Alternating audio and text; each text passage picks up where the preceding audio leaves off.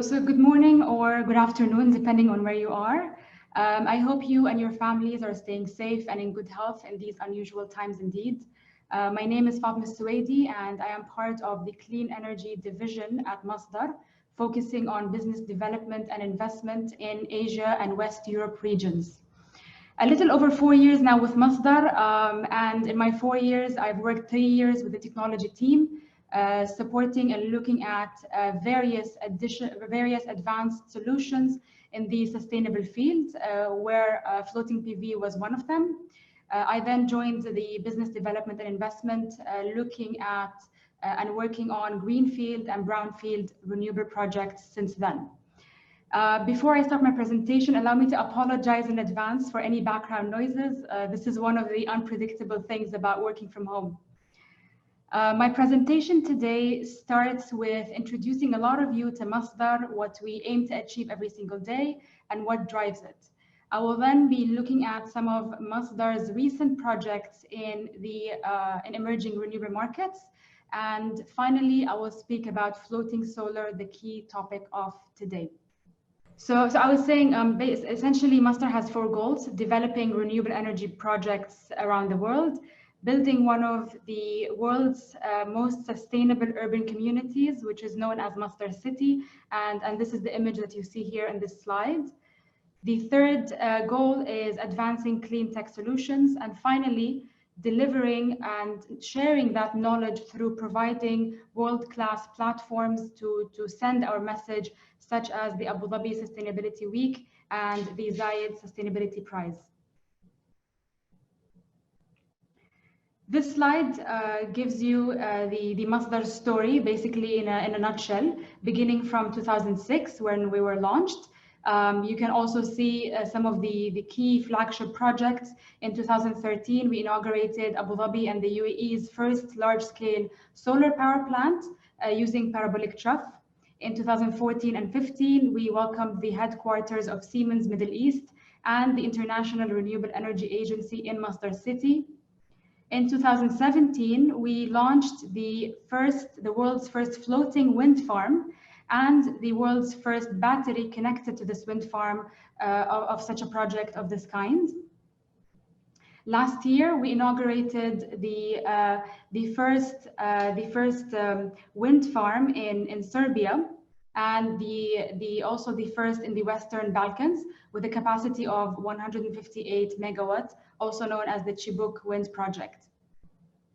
So, I mean, this slide basically gives you the key facts of Masdar. The former slide, we went through the story of Masdar. Here you can see that we have developed renewable energy projects across more than 30 countries so far, with a gross capacity of over 5 gigawatts in operation and under development. And to Masdar, success has basically 4 ingredients. We invest in bankable renewable energy technologies. We deliver attractive risk-adjusted returns to our partners and our shareholder. We have a combined value of investments to date of more than $14 billion together with our strategic partnerships. And last but not least, it's very important for us to also expand our global footprint. We have presence in the MENA region, in Europe, Asia, Australia, the US, the Caribbean, and the Pacific Islands. So this slide illustrates the global footprint of Masdar. And you can see here the technologies of interest that we invest and develop in are basically onshore and offshore wind, ground mount solar and floating PV, waste to energy projects. We also look into small to medium scale off-grid projects, and as well renewable energy desalination, water desalination. This slide basically just zooms in to the UAE. So, I mean, we don't only have presence internationally, we also have a lot of development in our own backyard here in the United Arab Emirates. We have developed so far more than 16 projects to date in the UAE, also diverse in terms of technologies. Through these projects, we opened regional and international office locations, the UAE, Jordan, Serbia, and the Netherlands. We also have Masdar representatives in the UK and North America. So the coming two slides will be able to give you a snapshot of the recent projects announced by Masdar in emerging renewable markets. Here you will see we are currently developing the Saudi Arabia's first wind farm and the largest in the Middle East with a capacity of 400 megawatts. In Jordan, we are very close to completing the construction of Jordan's largest ground mount PV with a capacity of 200 megawatts. In Oman, we just completed construction and started operation of the first large-scale wind farm across the GCC region with a capacity of 50 megawatts. In Uzbekistan, we have announced two projects. One of them is the first scaling solar projects in Asia under the umbrella of the World Bank Group. And the second one you can see here in this slide on the right, which is the first wind farm in Uzbekistan with a capacity of 500 megawatts, where we signed the power purchase agreement only last week. On this slide, you'll also be able to see the Chibuk wind farm I spoke about in Serbia, one of the largest projects for Masdar being that we completed development early this year, the 800 megawatt ground mount PV, part of the Mohammed bin Rashid Solar Park Phase 3. We are also developing the world's first advanced hybrid PV and CSP in Morocco with a total installed capacity of 800 megawatts. So I thought of starting the subject of floating solar with sharing a very happy photo with you. This photo you see here is, it was during the signing of the power purchase agreement together with our partner PT PJBI for the Cirata floating PV project early this year in January 2020 during the Abu Dhabi Sustainability Week. As Molly rightly mentioned at the beginning of this webinar, this is Masdar's first investment in floating PV. It is also our first venture into the Southeast Asian market. This agreement between Masdar and PLN only marks another milestone that and commitment between Masdar and PJBI, and also Masdar's commitment to support the Indonesian government's targets in achieving 23% renewable energy targets by 2025, and also is also another a testament to the tremendous potential that we see as Masdar in the Southeast Asian region, and especially in Indonesia. And this is due to, of course, the rapid economic growth we see today in that region. So the floating PV plant of Cirata is located in the Cirata Reservoir, which is southeast of Jakarta, very close to Bandung province, the one you can see here in this map. The Cirata Reservoir as a whole is around 6,200 hectares.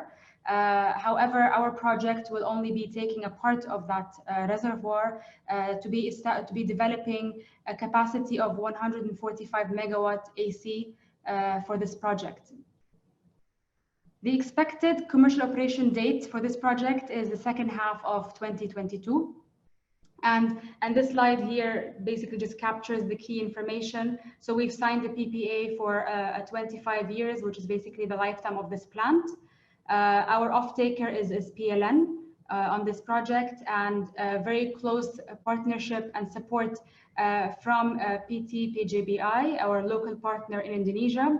And basically we are working very closely together on a daily basis to make sure that the successful development of this project happens as planned.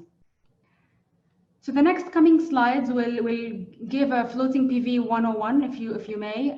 So a very high level overview on the system, the key components. So this image here shows the key components of floating PV compared to a land-based PV system. So the main difference between floating PV and a land-based PV system is that the PV modules are located on the water body, on the water surface. We see here, I'm going to be pointing out to some of the key components on a floating PV system. The floating structure, which is also known as pontoon. is basically what holds the PV modules to stay afloat on water. The pontoon is securely fastened by the anchoring and mooring lines that we see at the bottom of this image. This is to eliminate the free movement of the floating structure on the water and any safety or any safety concerns. In this image, we see they're using a central inverter. A central inverter in many large-scale floating PV plant is also located on a special float offshore. In some projects, I would say maybe mainly in small-scale floating PV projects, the inverters are seen to be located onshore. Here, the slide presents the reported benefits and challenges that were seen to date.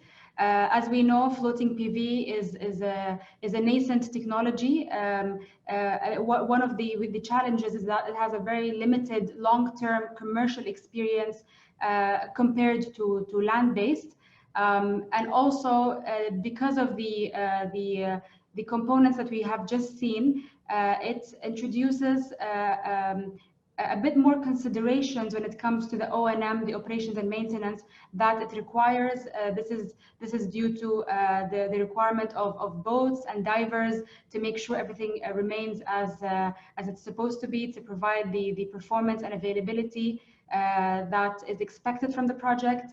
On the other hand, also a floating PV might not be as attractive to regions that have abundance of land.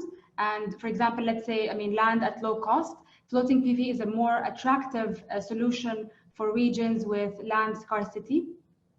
The Capex point I will talk about in the next slide. However, some of the reported benefits we've seen on floating PV projects, the close proximity of the structure or the system to water introduces a cooling effect to the panel, therefore generating more power from the system. It also reduces the evaporation rate of the reservoirs or the water bodies in dry seasons. It reduces and simplifies the land acquisition aspect of projects, of ground mount projects, basically, and avoids the conflict between land and energy. In many countries, we've seen conflict on basically agricultural land compared to using land to produce energy. And because it's located on water surface, not on land, it is less prone to external shading and soiling caused by dust, by dust particles. We've also seen in many of the projects and many articles report that in a floating PV plant, compared to a land-based, it can pack more modules in the same given area for a project. So zooming in more on the Capex or the capital expenditure point that I was referring to in the former slide. So the Solar Energy Research Institute of Singapore, also known as CERES, developed and operated the largest floating PV testbed. And based on their experience, they published a very informative study showing a comparison between the Capex of floating PV versus ground-mounted PV. So the breakdown of this is shown here. You can see in many aspects, such as the module cost, design, construction, and installation, as well as the inverter systems are significantly lower compared to the ground mount PV. However, on the other hand, the mounting structure, as well as the cabling considerations put in a floating PV plant, are seen to have a higher percentage as part of the Capex breakdown. And this is mainly because mounting, we will need divers, we'll need access to the underwater cabling. The anchoring and mooring lines complexity highly depends upon the reservoir type and depth, as well as the logistical matters around it. Safety of the underwater cabling and the electrical system is very important, and the longevity of the equipment. So this slide looks at Asia as a floating PV, let's say, epicenter. What we have seen and the growth that you have seen in Asia, specifically on floating PV, is confirming the large potential that we see in the floating PV technology. Cirata, again, is the first investment for Masdar. We are working together in Southeast Asia and Asia as a full region to develop more projects into floating PV. We see a huge potential in that. And basically through successful collaboration with partners, we seek to achieve a leading position, a pioneering position within this fast growing market. Here on the map on the left, this basically situates Asia compared to the rest of the world. Asia hosts more than 97% of the floating PV installed capacity, and is also expected to see more projections of projects. On the right here are some examples of the projects announced in the Asian countries. The first column presents to you the projection for the coming 4 years. And also a lot of the studies and announcements just confirm the strong position of these countries in terms of floating PV. We see in Asia, it's mainly being led by China and Japan in terms of the installed and connected projects, floating PV projects. This slide shows the decrease the costs of floating structures has seen and will continue to see in the near future.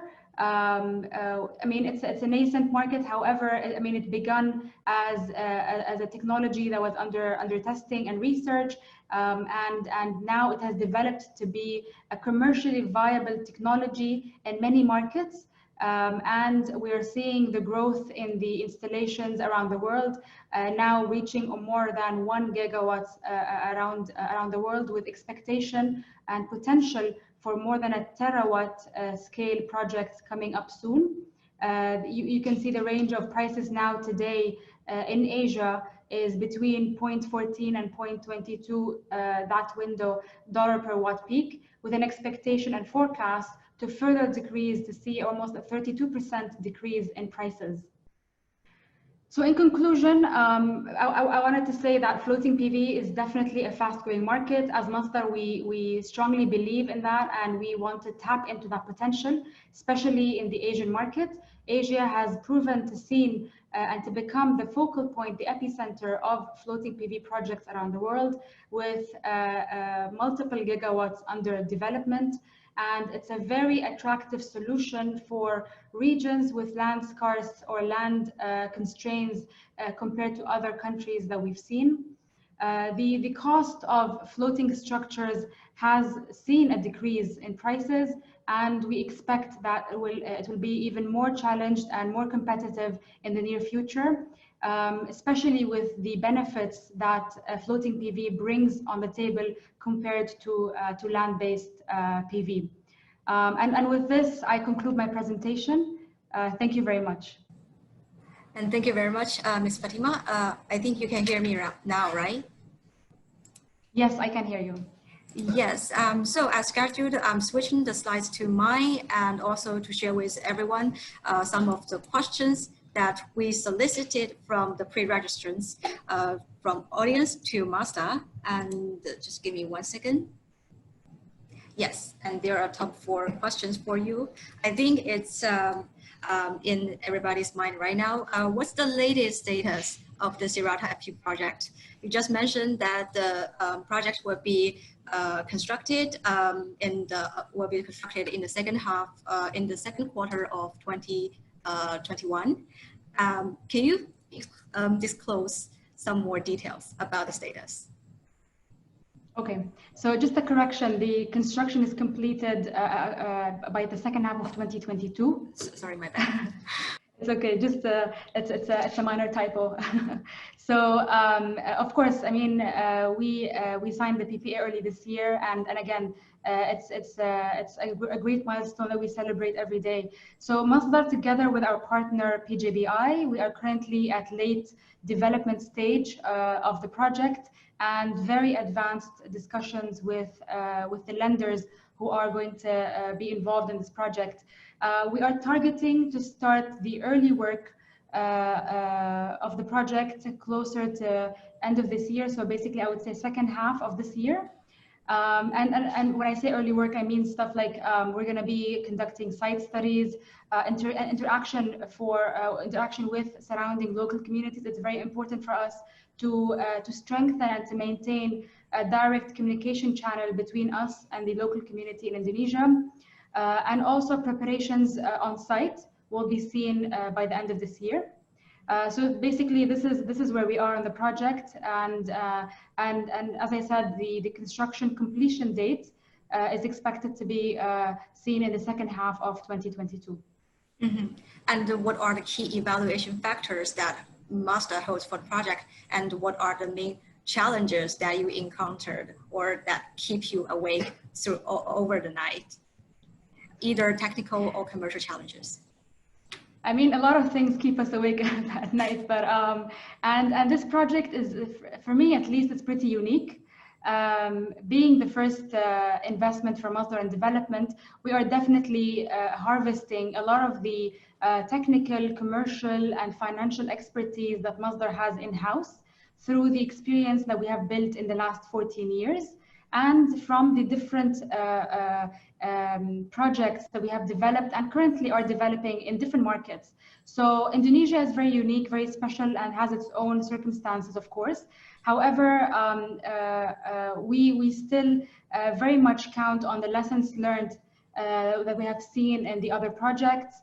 And of course, I mean, since Cirata FPV is first of its kind, there are new ways of building IPP projects in Indonesia that need to be adapted, not just by Masdar and PJBI, but also from the off-taker PLN, all the relevant stakeholders, the ministries, the authorities that are involved, the environmental regulatory bodies in Indonesia.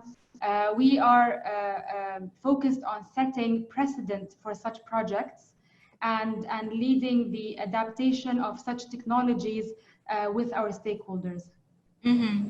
And one big challenge in the Indonesian market would be the local content requirements, the 40% at least, I think. So how does Masdar handle this requirement? And another big challenge implied would be, is the market size big enough to build production locally? That's a very good question, and that's one of the questions that I would say frequently asked to Masdar, given, as you mentioned, Indonesia's high requirements on local content. And I would say this is not a challenge that we have not seen before in other countries.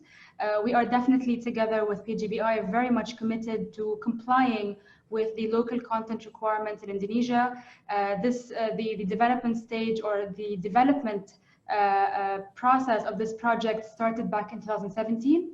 So we are definitely familiar with the Indonesian market, with the requirements, and what can and cannot be done in such cases. We've seen Masdar creating a change in many countries, and also providing and bringing new solutions to be able to comply with their own requirements. So we are very much, we submitted a very competitive tariff to PLN, taking into account these local content requirements. Mm-hmm. And for the third question, what are the key differences between floating and ground-mounted solar from a risk underwriting credit perspective? Personally, I'm not a finance expert, so I would just pass over the question to you. That's okay. I mean, so I spoke in general about the difference between floating PV and ground mount PV. And as we've seen, there are benefits and challenges, not only on the technical level, but also from the financial perspective. So as I mentioned in the early part of the presentation, we are very much commercially driven. We make sure that we only present a commercial business case to our shareholder and also to our partners who are involved. I mean, submitting a very competitive tariff to PLN is driven by being commercial and basically opening the market in Indonesia for such technologies. Being part or as a subsidiary of Mubadala Investment Company, we have very strong experience with working with the financial market and with international lenders. we have built a very strong and trustworthy relationship with them that is based on successful track records. And basically floating technology, I mean, yes, it's a nascent technology with limited track record compared to ground mount PV. So Masdar's name, we're putting Masdar's name on this technology, reassures to all stakeholders that this project will be delivered in the best way possible, in the most competitive and commercially viable way. Yes, and the last question among our prepared ones, it's a little bit sensitive regarding the pricing issue. The pricing, of course, the PPA, the price of the PPA has not been reviewed publicly, but I would say it's a very aggressive bid. So how does Masdar meet such low USD per watt development costs? Okay, so in the last 14 years since we were established, we have always been challenged by our management, by our shareholders, to be pushed to do better every day, and that's why in many projects we have seen very competitive tariffs submitted and winning the bids or projects in the different technologies. So with this experience, I mean, we have developed offshore wind projects, onshore, different types of CSP projects, also on competitive basis, and I mean, in more than 30 countries with different market conditions. So having, and of course, another very important aspect is having a very strong in-house technical and financial teams, financial and commercial teams focused on delivering such commercial terms. And of course, again, I mean, it's very also important to mention that we have very strong ties with the financial market. In many projects, we have seen interest from lenders that are initiated by them when they see that Masdar is involved and, you know, participating very heavily on these projects. So establishing such a very strong track record has opened the way to Masdar to be able to also invest more aggressively and also expand in these different markets that are seen to be challenges for other developers. Yes, I think cost of capital is a very important part of the overall development cost. And I have just quickly went through all the questions. I think one major problem facing the audience would be the bankability issue regarding the Cirata project. So how does Masdar, collaborate with your financiers? How the overall structure works? I know that Masdar has a very strict rule in public address. I wonder if you are willing to address this question. Yes, I can address this question. So as I mentioned, we start first of all by leveraging on the relationship that our parent company, Mubadala Investment Company, has had with these big lenders and even the financial market as a whole. Also, in the last years, we have built a very trustworthy relationship through the collaboration that we have seen between Masdar and these lenders. And basically, this on its own creates a very strong trust between the parties. I mean, it definitely was not easy to enter the Indonesian market. However, I can say that we enjoy taking such big challenges as Masdar. We are challenged every day to produce better, to bid more aggressively, and to break the records in tariff prices around the world. Mm-hmm. And if you can kindly open the Q&A box and see there are 15 questions remaining in the panel.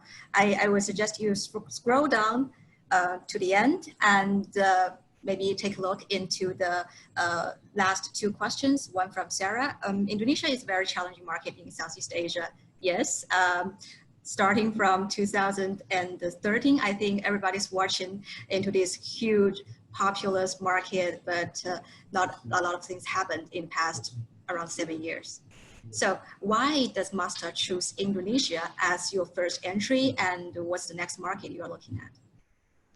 So why Indonesia? So Indonesia has, I mean, Masdar, as Masdar, we really see the potential that Indonesia holds.